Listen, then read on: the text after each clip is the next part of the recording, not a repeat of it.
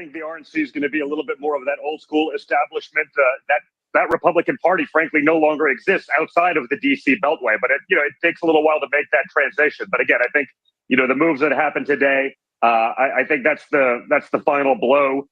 People have to understand that America first, the MAGA movement, is the new Republican Party. That is conservatism today. I think the RNC is going to be a little bit more of the. Oh boy.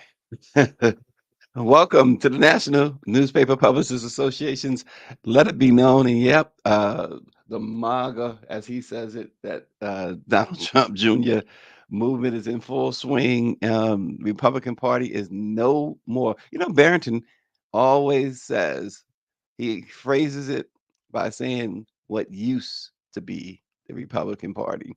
And they have confirmed they fired everybody at the RNC, replaced them with Trump family members, Trump cousins, Trump mistresses, I guess.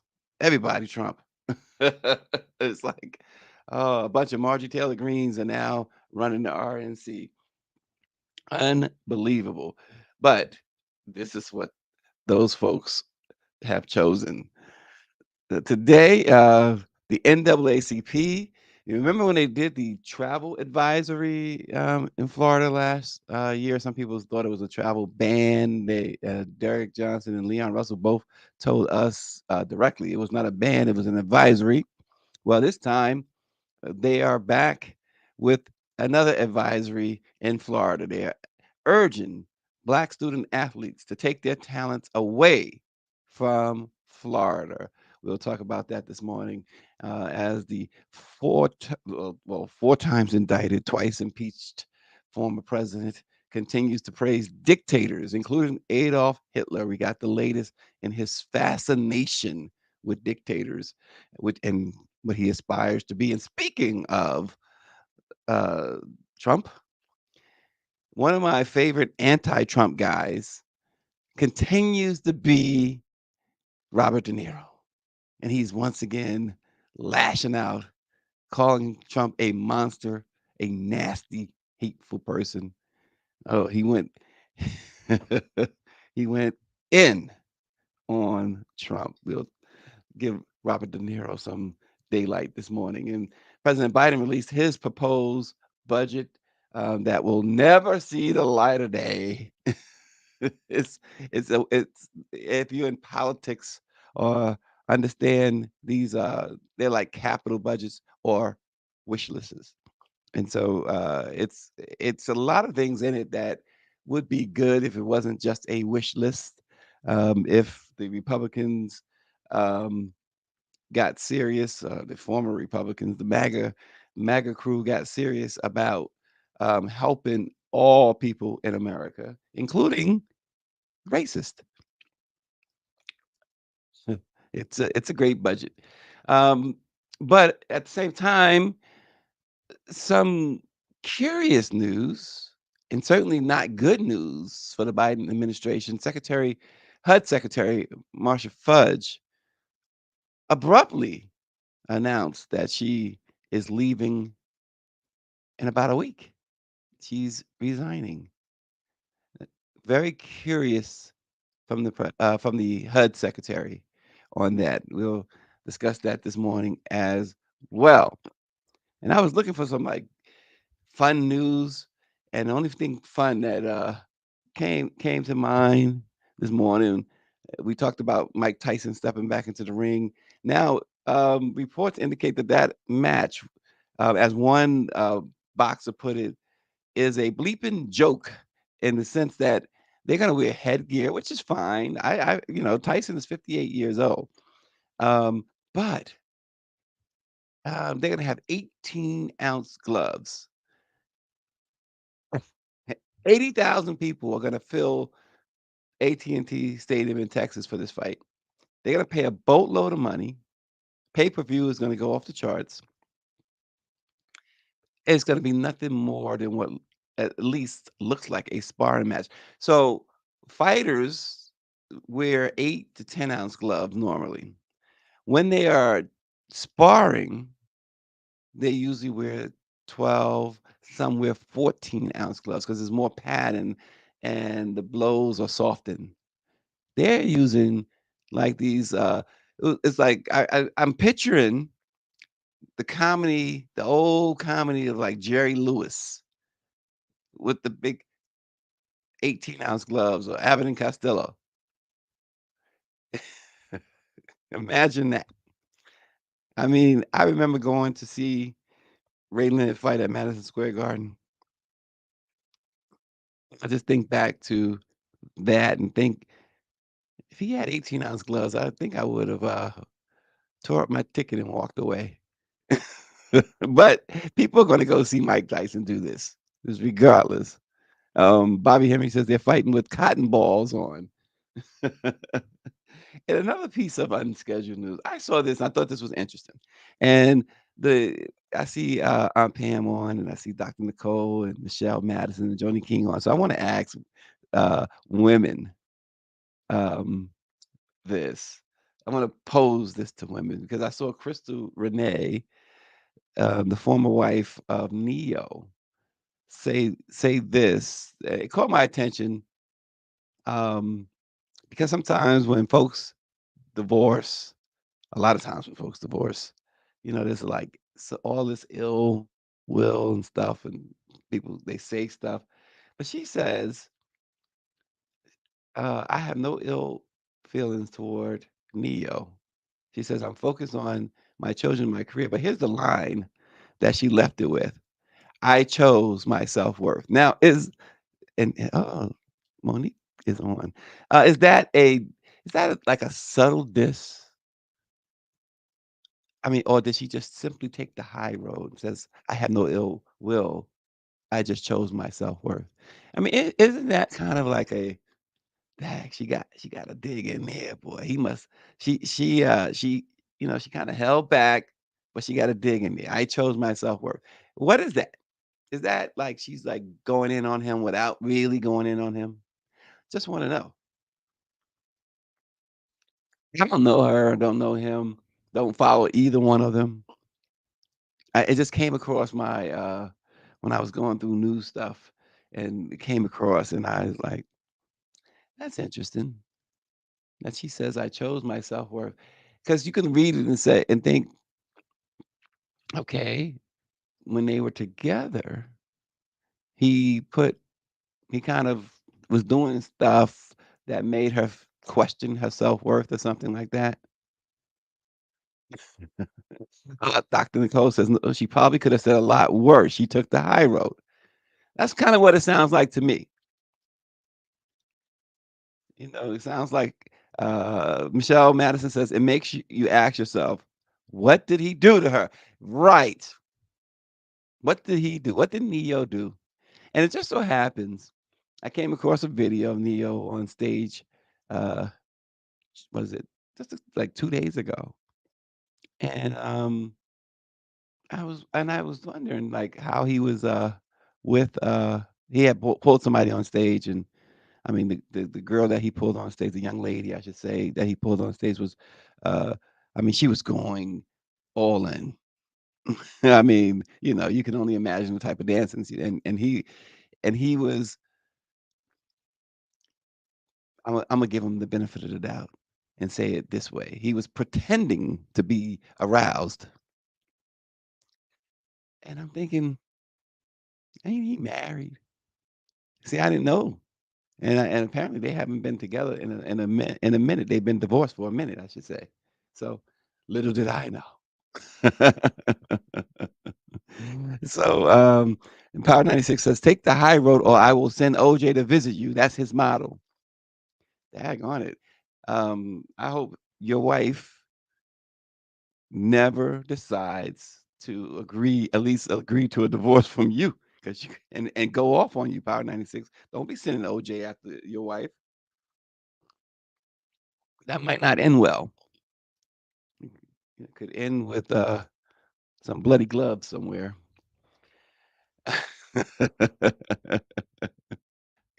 Oh my gosh. Oh, here's some more gossip. Uh, we're not supposed to be doing gossip, right? But anyway, Greer cleared it. Former basketball wife, LA star Drea Michelle, took to Instagram on Friday to celebrate International Women's Day by announcing she is pregnant with her third child. Houston Rockets guard Jalen Green is thought, that's right. I saw that Greer thought to be the father. Well, here's the catch. Drea is 39 and this is a baby. He's 22. He's barely legal. And she has already dated several other athletes in the past. The father to one of her children is a former NFL player. Oh, she goes big game hunting. Drea Michelle goes big game hunting. She's like, what is that? Ex Nick Derek Fisher's ex, who does that too. Like, was that Govin is her name or something like that? It's like athletes only, like Kim Kardashian, athlete, black athletes and black rappers. they they have a specific type. You know, the bank account for Drea Michelle. Make sure that the bank account it got 7 figures. You got 7 figures in your account. Okay, let's go make a baby. You 22? I got kids 22, but that's okay. Let's go make a baby. You got money. I better stop. Those black folks gonna come after me. Can't have black folks coming after me. Bad enough other folks be coming after me. You know, I love my black people. Love my black people. Listen, it's true. We got to get. Let me tell you what black people do. I'm gonna tell on myself. I'm telling my family. So my cousin, I was in New York last week. My cousin passed away, and he young. He was like 53, 54 years old. Had a brain injury for years, and we sorely miss him. You know, even that he had a brain injury. He was on a motorcycle accident, and some years ago he was in a coma for a while. He came out of the coma, and he such a good guy, fun guy. He loved his motorcycles, and so in any event, he died. He had a seizure. He died um, a couple of weeks ago. And so we go to, they planned the memorial service for him. And we go, and I'm looking I said, so give me the address. First, they said it was going to be at this funeral home on Sutton Boulevard in Queens. And I said, okay. Then they sent another address. No, here's the updated address, but they didn't put the name of it. So what I always do is do a street search because something that sound because there's a pizza shop on Jamaica Avenue in Queens. It's Margarita Pizza, the best pizza in the history of pizza, right? And I haven't had it in so long, and so my thing is, I know I can probably walk. It depends on where the funeral is on Sutton Boulevard. I could probably walk to Margarita Pizza. And so I did the street search, and on the block there are two churches. Right? It's like the address was 12117. 12121 was a church. 12119 was a church. So I figured, oh, okay. This must be it's not a funeral home, must be another church. This is it. It was called Sandra's Sunflower Daycare Center. Sandra's Sun. Now, I'm not making fun of the fact that it probably was lighter on the pocket. But that wasn't even the funny part about it. So I'm go and look at this place. I finally get there. Many of my family members were already there. I'm looking around. It was dark. I'm like, okay, what? All these people hanging outside too. People I didn't recognize. Um, that can't be it. There's a DJ, folks dancing. It's a club basically. It's like a club. But I look. I see my mom in there, and then I see my sister. I'm like, okay, this is the right place. This is how black folks do it. This is how black folks do it. So when they say celebration of life, we celebrated life. My aunt Beyonce. See, y'all think Beyonce out in Texas, Jay-Z's wife. That's not the original Beyonce. Aunt Pam is the original Beyonce. And me and her, we partied. We celebrated my cousin's life. We danced. We led the dance. And Aunt Pam be getting down. She don't be playing. And I'm gonna tell you about Aunt Pam can sing too. She can sing. She can't just sing. She can sing. But going back to Dre and Michelle, I want now if the shoe was on the other foot, the guy was 39 and she was 22. I think a lot of people would be coming at the guy, right? Is she a predator? Is she a predator? That's the question that I pose to you guys. Let me know. What are your thoughts? Joe Budden spoke on it. And is she a predator? Come on, Power 96. What do you I know Power 96 got some thoughts on that. Is Jay or Michelle? I mean, I said big game hunting, but the question posed is whether or not she's a predator. And he's with he put emphasis on it. He said, "Hell yeah." Oh, he impregnated her though, right? Oh my gosh. They do, and listen, let me preface this by saying I don't know Drea Michelle, so I'm not calling her a gold digger because she ain't messing with no broke.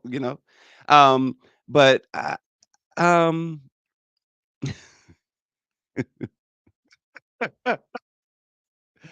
oh my gosh. I better stop. Dr. Nicole says the shoe is always on the other foot. Older man, younger woman is much more common. No news there. Uh-oh, look out. You can't be messing with these doctors. When they got doctor in front of their names, you can't mess with them. All that we are seeing with Diddy and all.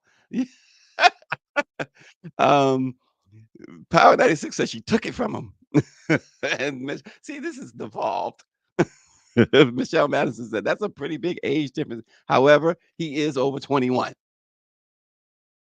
These guys. So my point was, like I said, I ain't saying she a gold digger, but the NBA. I may have said this on the program before.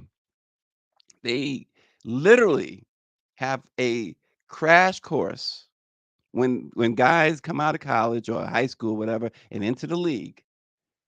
They have a huge seminar, what is labeled or could be labeled a gold digger seminar, and they warn the young NBA players. I don't know if they do it in any other sport, but I know they do it with the NBA players. They warn them about getting caught up.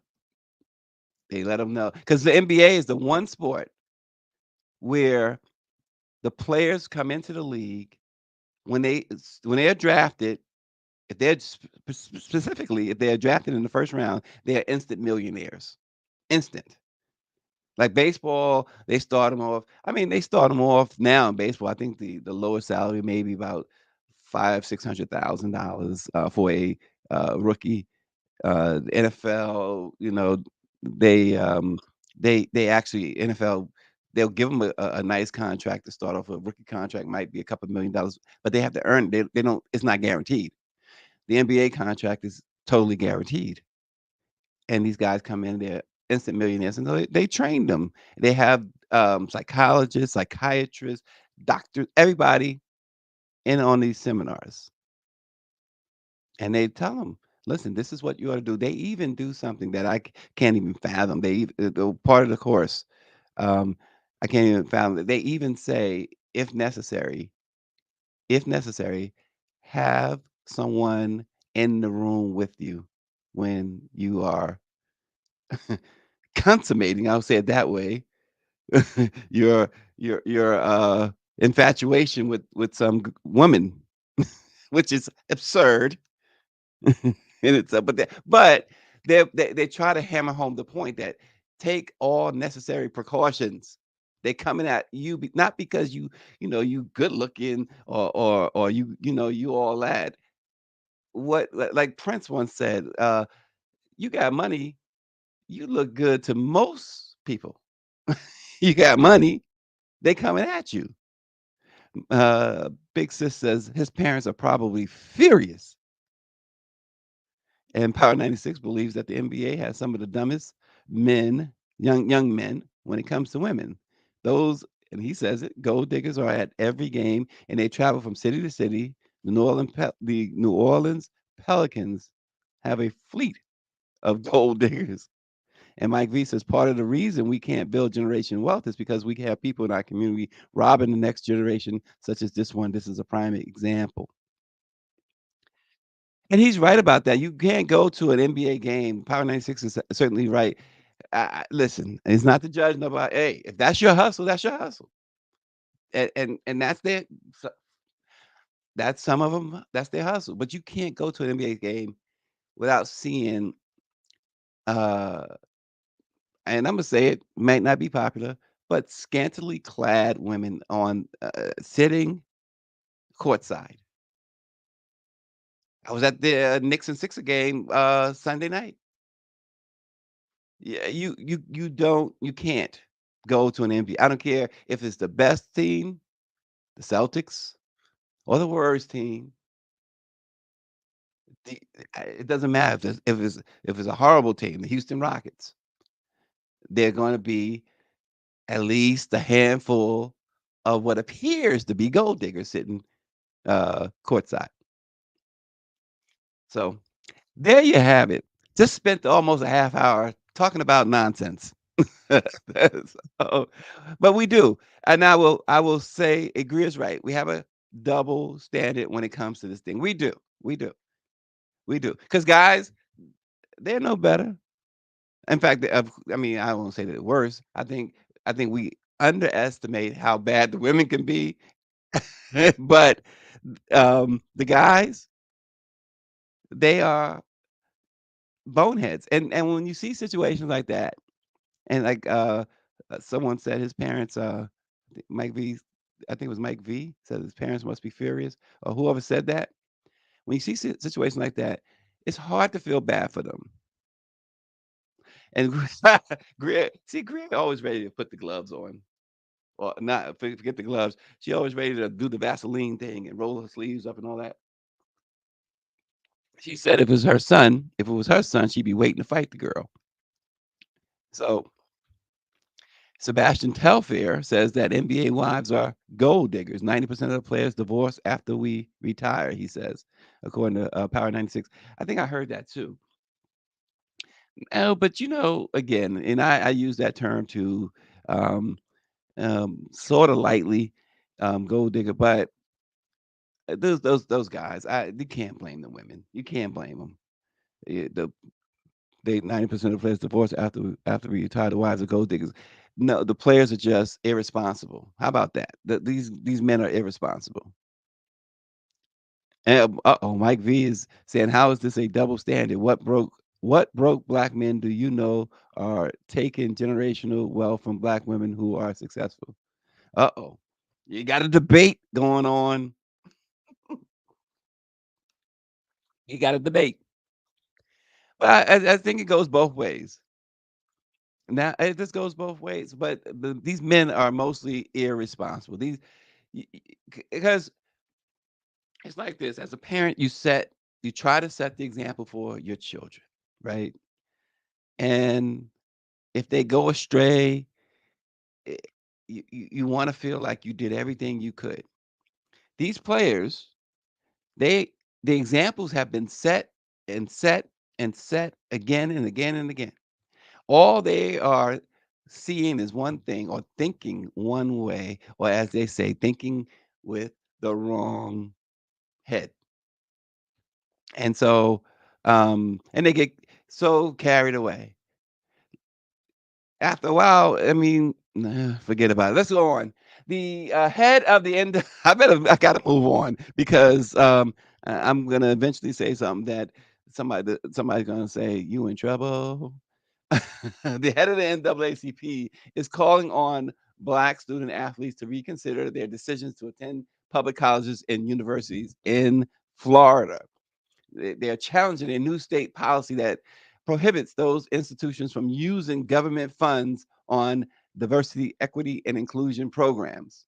In a letter sent yesterday to current and future student athletes of the National Collegiate Athletic Association, NAACP President and CEO Derek Johnson implored college bound Black athletes to choose wisely, quote unquote. He says diversity, equity, and inclusion are paramount to ensuring equitable and effective educational outcomes. The value, he says, Black and other college athletes bring to large universities is unmatched.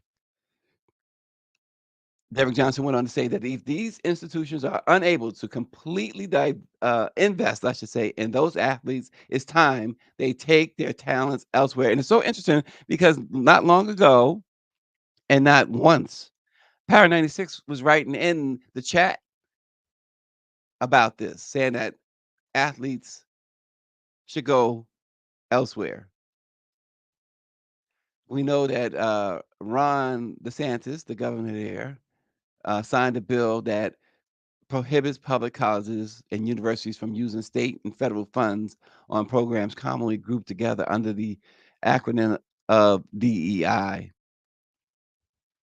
And so NAACP President Johnson sent this letter after the University of Florida eliminated all DE&I positions to comply with that state law. Even Emmitt Smith, the great NFL Hall of Famer, Dallas Cowboy running back, who is an alum of the school, um, told minority athletes that they should be aware and vocal about this decision. Emmett is saying, look, don't take a look, choose wisely, choose wisely. So, and the Republicans, politicians there, the MAGA politicians, are doubling down. They're saying that they hope that more states follow suit and eliminate DE and I programs. Mm. It's insane. Of course, those who advocate for DE&I in education argue that such efforts are essentially to make schools more racially and socially inclusive to sort of level the playing field.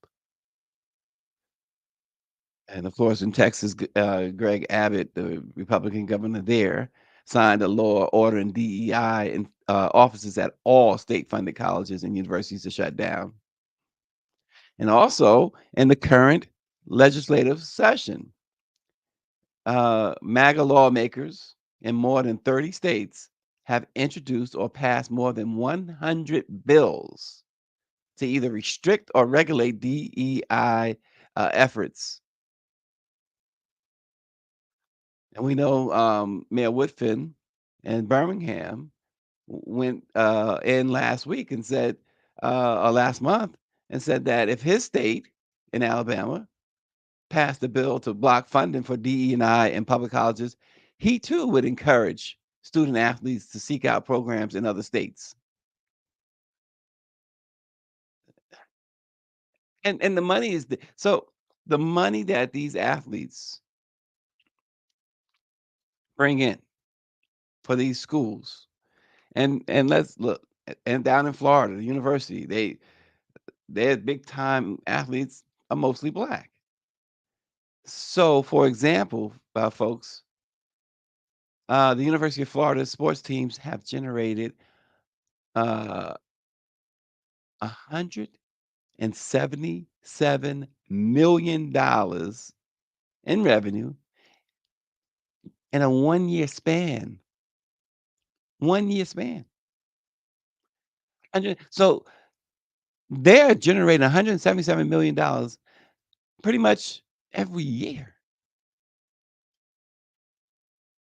So President Johnson, in his letter to student athletes, said he recognizes that not all black student athletes have the financial freedom to participate in a boycott of Florida's public school system. He says, while it is our duty to spread awareness and encourage action around these egregious assaults, we also recognize that protests can come at a price. The sad reality is, for many black student athletes, collegiate sports may be their sole opportunity at achieving the upward mobility necessary to propel them into their rightful places in society. This imbalance of power and profit demands a response, particularly because these institutions reap considerable financial benefits from the very individuals they fail to stand by in matters of diversity, equity, and inclusion. He says if any institution is to reap the benefits of black talent, it is only right that they completely invest in black futures. And so we got a lot of comments there. Power 96 says, I am waiting on the responses from the PWI coaches in Florida. 100%. Bobby Henry says this is not the first time that the suggestions for black athletes to return home to HBCUs. Maybe now we can come together and make this happen. It's about the financing, as the President Johnson said. Um, they get these big time scholarships, and then you hear so much. So they're in such a place. You hear so much about student loan debt. Supreme Court saying, "Oh, you can't cancel student loan debt." Um, for many black families, as Bobby surely knows, for many black families, if you could avoid student loans, you're going to avoid it. And so they do go take their talents to PWI institution, at which again is why you had affirmative action, why you had DE&I, so that they can freely choose, which means uh, the choices would include, hey, I don't have to worry about the money. I'm going to Howard. I'm going to Morgan State. I'm not gonna be. I'm gonna do the opposite of Deion Sanders. you know. Mike V says the way Democratic leaders counter this is craft policy in their own states that make it viable for those athletes and organizations to operate in their own states. Be bold and push back. The problem, Mike V, as you well know, is that when you look around these state houses, because people pay attention only during the general election, for the most part. There are many people, I should say, who only pay attention during the general election. If you look around, they are they've been taken over by MAGA, and they have the majority. So we do hear pushback. We had Ron Reynolds on the show, the representative from Texas, um, in the state house of Texas, and he talked about what he and other Democrats out there try to do, but they don't have the majority. So it makes it very difficult. Um, and Power 96 says if half of the black students athletes left FSU, UF, and Miami, those schools would change, DE and I. But our young athletes can't boycott a Waffle House. All right, and I'll go to Bobby and we'll move on. If we would realize not only should we speak daily with our dollars, we should also speak universal with our talents. That's a that's a good statement if I understood it. Yeah, I get it. Now let's do our stomach churning discussion of the twice impeached, four times indicted former president who civil jury twice found. A civil jury twice found him, as you know, and we talk about it all the time, responsible for sexual assault. He's he is likely to face another civil jury in that E. Jean Carroll case because even as we speak, he is still disparaging her. This is why twice he had to go to court, and twice the the the money was 8 million, 9 million the first time, and then it was 83 million the second time. Somebody put up the bond for him, $90 million in the E.G. Carroll case he needed to appeal, and he got somebody to put the bond up for him. But he's going to the well again. Because one thing about E. Jean Carroll, she and her attorney is not backing down. And they are resolved that every time he opens his mouth, they want to get paid. They want it to cost them.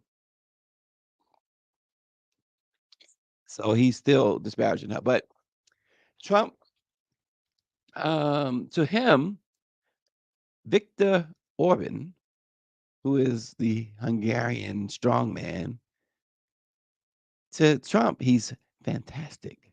To Trump, Chinese leader Xi Jinping is brilliant, while he refers to Kim Jong Un as an okay guy.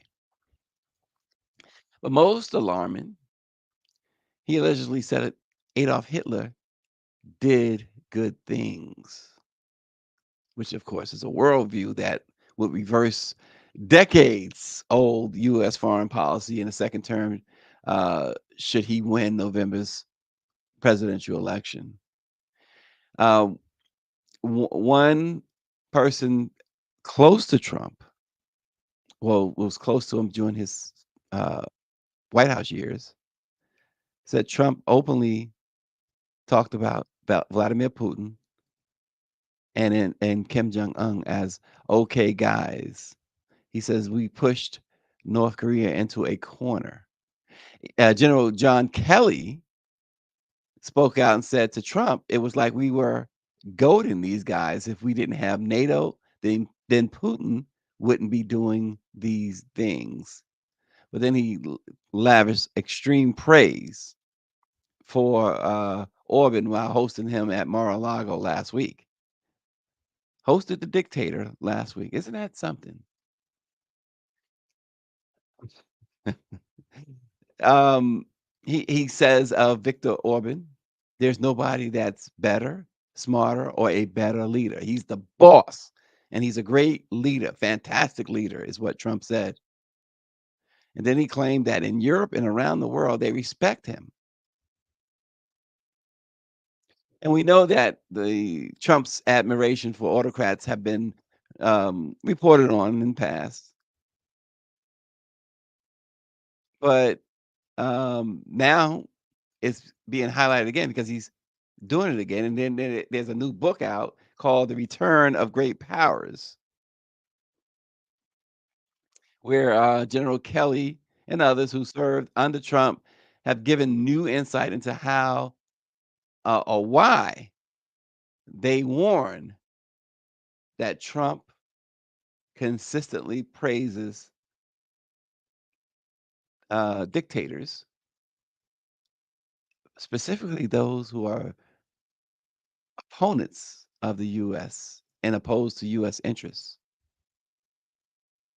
And so, and they also mentioned how he envies their power. John Bolton, who was Trump's national security advisor, says that he views himself, Trump views himself as a dictator, as a big guy. He said he likes dealing with other big guys, and big guys like Erdogan in Turkey get to put people in jail if he wants to, and you don't have to ask anybody's permission. Trump likes that, he said. Then he says this. General Kelly says this of Trump, that he's not a tough guy by any means, but in fact, Kelly says he's quite the opposite. But that's how he envisions himself.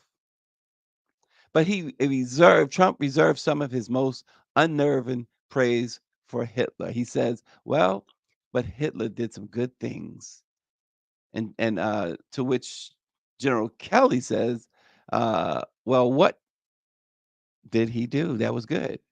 And Trump says he rebuilt the economy. And to which Kelly says, what did he do with that rebuilt economy? He turned it against his own people and against the world. And I said, sir, you can never say anything good about the guy. Nothing. And then he goes on to say, I mean, Mussolini was a great guy in comparison.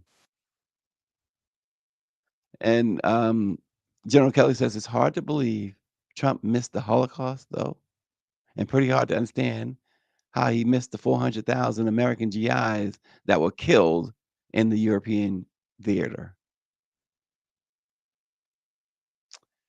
It is this is what people, his base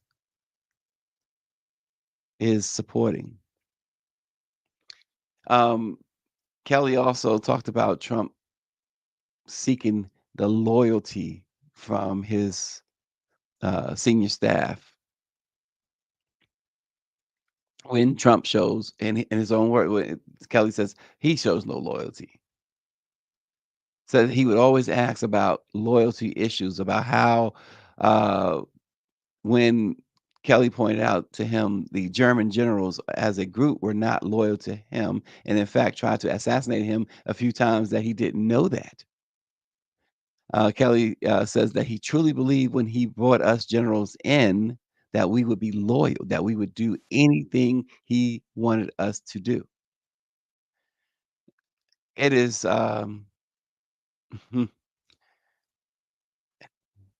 it's think about it. Just think about this guy who a congressional investigative committee said traded favors with enemies of the United States.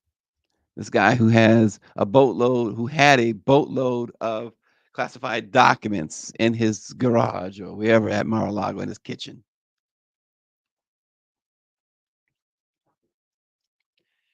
This is what Power 96 says. Trump and his dictator buddies are a danger to mankind. Remember, Russia and Germany were allies during World War II, and Hitler turned on Stalin. Putin will do the same thing to Trump. And David Youngblood says, it's obvious Trump is a small boy in a man's body. And that is a great segue, David, to Robert De Niro again going in on Donald Trump, this time calling him a monster, a nasty, hateful person. The comments from Robert De Niro are just the latest amongst the ongoing war between De Niro and Trump, as De Niro has made his stand very, very clear. De Niro appeared on an episode of Real Time with Bill Maher. Then he followed up with Jimmy Kimmel. He says, quote, we want to live in a world that we want to live in and enjoy living in, or live in a nightmare. He says, vote for Trump and you'll get the nightmare. Vote for Biden and we'll be back to normalcy. He says, I just don't want to feel the way I did, and many of us did, the many months after the election in 2016, where we couldn't believe that it happened. He says, the guy is a total monster, and anybody, I don't understand it, he says. I guess they get behind that kind of logic. They want to screw with people, screw them because they're unhappy about something. He just didn't hold back at all, Robert De Niro. He added that he would never play him as an actor because I can't see any good in him, nothing. And this is a guy who's played some violent gangsters, and said he would refuse any role about Trump. And that's the point. Greer says his cult followers have already drank the Kool-Aid.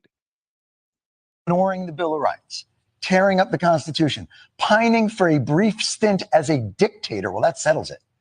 When the good, patriotic, Constitution-loving, real Americans hear Trump's disrespect and disdain for our sacred constitutional principles, they will be outraged. I'd rather have Donald Trump as a dictator for 4 years. Absolutely. This country needs a dictator. I hate to say that, but it's the truth. He could stand on the front steps of the White House and and commit murder, and I'm with him. If he says it, then I'll go with it. And if he wants to be a dictator, then so be it. This is it. The Thomas Nast cartoon. Patriots festooned in American flags, co-signing dictatorship. Remember We the People? You know there's more words after that, right? Smaller font, still binding. Look, if you want to love Trump, love him. Go to the rallies, buy the sneakers. You want to give him absolute power? You want him to be the leader uber alles? You want him to have the right of kings? You do you. But stop framing it as patriotism. Because the one thing you cannot say is that Donald Trump is following the tradition of the founders. He is advocating for unity. De Niro says, who's following up there with Jon Stewart, nothing at all is redeemable in him. And whoever the people are who want to vote for him and they look like intelligent people, do they? Now, that's where we went wrong, De Niro, but he said they look like intelligent people. I guess he was just trying to placate them a little bit. But for some reason, it can't be. It cannot be. And you heard those. If he wants to stand in front of the White House and shoot somebody, commits murder, I'm standing with him. I mean, it's just, you got to be kidding me. But folks, think about it. Folks who follow the Black press of America, folks who live in this country, Black folks, are we surprised at those who support him? Because we know what MAGA stands for. We know what Make America Great Again stands for. The emphasis is on the last word, again. Again, to them, we know what that means, right? And so are we surprised? We look, this is not even about reading the tea leaves. This is about being there in your face. We talked already this morning about them eliminating DE&I. We've talked about them eliminating affirmative action. Just last night, I saw House leader Hakeem Jeffries, Democratic leader, 11 o'clock last night, give an interview after coming out of a meeting or a session, totally now based on that session and previous ones, of course, convinced or I mean, not they didn't have to convince him any further, but they again showed him and Hakeem Jeffries that they want to remove all safety nets, Social Security, any type of welfare, Medicaid, Medicare, and you think about what are they setting up? What are they setting up? Because they don't want women to have control or make decisions, even if it meant them dying. That idiot from North Carolina, the lieutenant governor, who wears blackface, and they say he's black. I say he wears blackface. Said he agrees that we need to go back to when women can't vote, where women are not supposed to decide on the control or decide or over what happens with their bodies. And what he of course in blackface don't understand is that they his position in the big house will always be precarious, before he's back on the plantation or dead. And Yeah. Greer says word on the street is that Trump may be receiving intelligence briefing soon.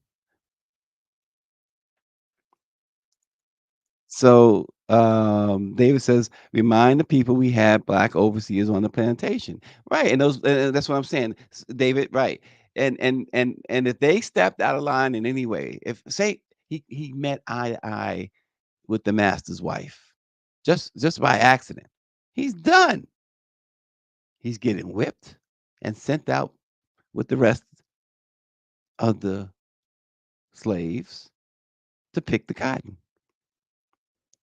He loses his place. Mike V says this election cycle is a battle over the future of society. We will be a democracy or an apartheid is the question, and what are we willing to do to defend our future? And that's it. Apartheid. And again, that is the least of what they are seeking. Again, you heard watching that clip, and you heard them, and you saw what they look like. The only thing missing was the hood over their faces. That was it. That was the only thing missing.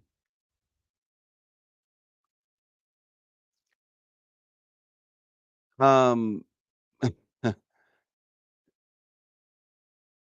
he De Niro goes on to say, if Trump wins the election, he says he won't be on the show anymore. He'll come looking for me. And he says there'll be things that happen that none of us could have imagined. This is a privileged man speaking. This is a privileged individual, a very wealthy Italian American, very famous Italian American, saying that things are going to be happening that none of us could have imagined. He goes on to say that that's what happens in that kind of dictatorship, which is what he says. Let's believe him. Take him at his word, as De Niro is imploring people. And before he left the interview, Robert De Niro called Trump a sociopath, a psychopath, a malignant narcissist. He says the bottom line is Biden's our guy. He represents what this country's supposed to be about. That's from Robert De Niro. And of course, Trump tried to shoot back. He uses same stuff too. He says Robert De Niro, whose acting talents have greatly diminished, with his reputation now shot, must even use a teleprompter for his foul and disgusting language, so disrespectful to our country, Trump says. He has become unwatchable both in movies and with the fools that destroyed the Academy Awards, bringing them from one of the top shows in the country to a low-rated afterthought. See, you gotta, when people, they say it all the time, when people tell you who they are, you gotta listen. Look, why did he say that, folks, about the Academy Awards? He said the fools that destroyed the Academy Awards. He started that. Just let me fill you in case you missed it. Was that ICYMI? In case you missed it, hashtag. He started going in on the Academy Awards. Remember the Will Smith slap? But it wasn't because of the Will Smith slap. You remember who directed, produced, and dominated that show? For the first time ever, it was an all-black production crew. And that's when Trump started going in on the Academy Awards. Hasn't stopped since. Hasn't stopped since. And you know how Trump does when he wants to emphasize something. He's always emphasizing something, and always like a mad scientist, mad typing. You can see him mad typing. He put the fools that destroyed the Academy Awards in all caps. In all caps. And he goes on to say that De Niro should focus on his life, which is a mess, rather than the lives of others. He has become a total loser. This is another one of his favorite refrains. One of the greatest actors in the history of Hollywood is Robert De Niro. There's no question about it. And we think about him with The Godfather and the other Goodfellas, etc. But I found so much humor in what's the one with Ben Stiller? Just it's like 3 parts of Fockers.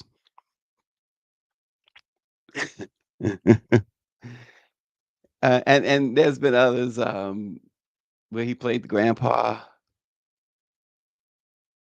So this guy has, in his later career, has found great success on the comedy side.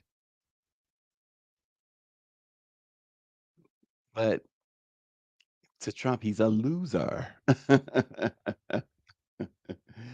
Biden released his annual budget yesterday, laying out his aspirational funding priorities and what serves as an important message event as he works to convince voters who are sour on the economy to give him a second term. Uh, included proposals to lower costs for families, increase investments in American manufacturing, strengthen Social Security and Medicaid. And as I said earlier last night, Hakeem Jeffries mentioned again that the MAGA folks, Trump and of course the leader, want to get rid of Social Security and Medicare, which you paid into your whole life, and all you're getting is what you paid into it, not even with interest. Um, Specifically, Biden's budget will include provisions to raise taxes on large corporations, crack down on corporate profit shifting, and propose a minimum 25% tax on billionaires. The White House is arguing that these provisions would cut the deficit by about $3 trillion over 10 years and cut taxes for many middle and low income Americans. The budget proposal also includes national paid leave and advancements in cancer research. Ah, Trump cut taxes only for billionaires. Well, also, which many of us view as a blow to the Biden administration. Housing and Urban Development Secretary Marsha Fudge, who of course is a former chair of the Congressional Black Caucus, and she's also has been a staunch advocate of the Black press. She announced that she's stepping down from her role in the administration. At 71 years old, Marsha Fudge disclosed that her last day in office is coming right up. It'll be March the 22nd. She says she is going home. She says, it's time to go home. I do believe strongly that I have done just about everything I could do at HUD for this administration as we go. This is a quote, as we go into this crazy, silly season of an election. She's only the second Black woman to lead HUD, and she certainly has been a key figure in leading the agency through housing crises that were triggered by the COVID-19 pandemic. Marsha Fudge has also pushed for the federal government to include the National Newspaper Publishers Association on behalf of the Black press of America in its advertising buys. But she has really done a yeoman's job at HUD. I mean, we visited with her a few times. She's had open discussions with the media, particularly Black media.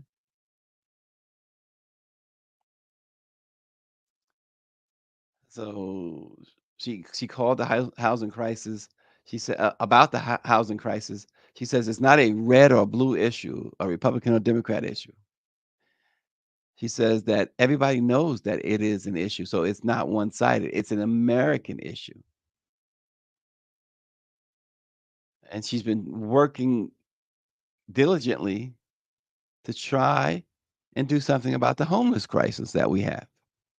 She said that there's a need for more than $70 billion to address the demand for affordable housing and repair aging public housing developments. And she's not wrong there. Like I said, I just went to New York again, and those public housings, passing those public, I'm like, it looked like this.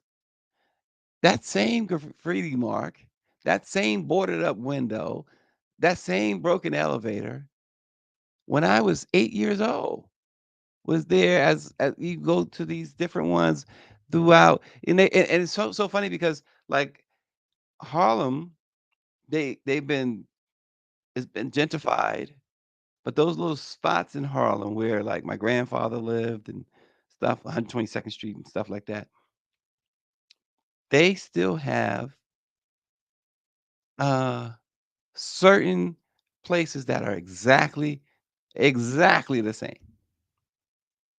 And you wonder, how is it still standing? So she's 100% right. You go through Brooklyn and you see the housing developments there. So she's 100% right, but nobody's going to dispute that. I mean, housing projects have been, um, they put families in there, and that's it. Very little maintenance done. It's just wrong. But Marshall Fudge, it is a blow, without question, to this administration, and it leaves a lot of questions. Yes, I was talking to Austin on the phone yesterday, and yeah, he had called me up. He says, "What do you read into this? Why couldn't she wait until the election?" He says it doesn't feel right. And Austin, Austin has been around Capitol Hill. He's been around. Austin's been around the block. He knows this stuff. And when you've been around it as much as he has, your gut feeling on something is usually right. And so I agree. I told him, yeah, there is more to this story than her just wanting to go home. There's more to it. David says she's tired. Yeah, she's look, a, a a lot of congressmen, they're not, this Congress, of course, is not a part of the administration, but a lot of members of Congress have announced their retirements, announced that they're leaving on both sides. Folks are tired of this, the politics of the United States, and how volatile and vicious it is. And yes, David, the press club, the this is Black Press Week, headed back to DC, and the National Press Club, noon on Friday, is the state of the Black press. And I understand we're expecting Congressman Jim Clyburn, Congressman CBC Chair Stephen Horsford, among others, at the State of the Black Press luncheon. And of course, Dr. Chavis will deliver the keynote address on the state of the Black press, all a part of Black Press Week. We're also certainly looking forward to Howard University, going to the archives there, and um, the enshrinement. I'm told Zora Neale Hurston will be this year's inductee. It's like the Black Press Hall of Fame. It basically is what it is. She'll be enshrined. They call it the gallery, I guess, but it's the Black Press of America Hall of Fame, and it's Zora Neale Hurston. I just learned prior to going on air. So it's to be a good week, all part of the activities for Black Press Week this week in Washington, D.C. And yes, the press club, the National Press Club, is the site of the State of the Black Press address. Last week we had the National Urban League gave the State of Black America report. And you can read about that at blackpressusa.com and other Black-owned NMPA affiliated publications, their websites. The Howard University event, is that open to the public? Here's what I'll say about that, because I haven't gotten direction on that at all, David, to be honest with you. Just show up, David. Just come. David, nobody's going to say no to David Youngblood. So just come on, David. We got your back. We got your back. Also, yeah, okay, David. See, Greer's like, why don't you know stuff? You should know stuff. I gotta teach you everything. She says it is open. Come on down, David, as they say on The Price is Right. And before you go, folks, I know everybody's got to head to work, take the kids to school, the grandkids, whatever. Go to YouTube and hit subscribe, LIBK-news, and share your thoughts. And tomorrow, hopefully, we don't have to talk about gold diggers tomorrow. If we do, we do. But go to our YouTube page and subscribe. And we, folks, enjoy you so much. We'll see you tomorrow. Thanks for watching.